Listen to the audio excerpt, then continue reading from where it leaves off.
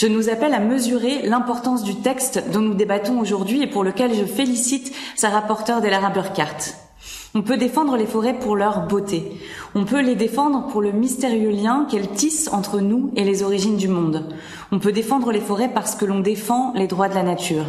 Mais soyons également convaincus que nous devons défendre les forêts parce qu'en les protégeant, c'est notre existence elle-même que nous protégeons, parce que les forêts sont le poumon de l'humanité et de la planète. Entre 1970 et 2012, 58% des animaux vertébrés ont disparu à cause de la déforestation.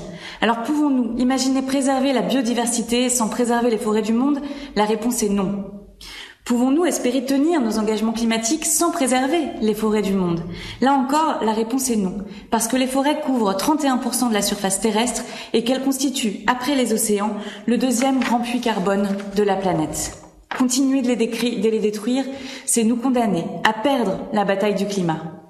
J'ajoute que la déforestation exacerbe les menaces qui pèsent sur les communautés autochtones, victimes d'attaques, parfois même de meurtres, parce qu'elles prétendent défendre leurs terres et leurs droits. La déforestation est l'autre nom de la violation des droits des peuples qui prétend défendre les droits humains, doit donc y mettre un terme. Parlons clair. Nos forêts continuent d'être détruites au bénéfice du commerce. Les profits à court terme l'emportent aujourd'hui encore. L'agriculture industrielle, à elle seule, est responsable de 40% de la déforestation mondiale, l'Union européenne de 10%. Alors oui, l'Europe doit ouvrir la voie. Oui, il nous faut un devoir de vigilance qui s'impose aux entreprises et à leurs financeurs. Nous devons reconnaître le droit universel à un environnement sain pour toutes et pour tous, garantir l'accès à la justice, protéger les défenseurs de l'environnement.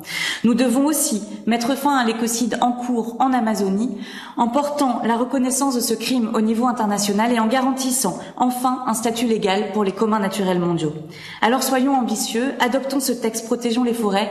Nous parlons de notre avenir, nous parlons de l'Europe, nous parlons de notre responsabilité face à la destruction de la planète.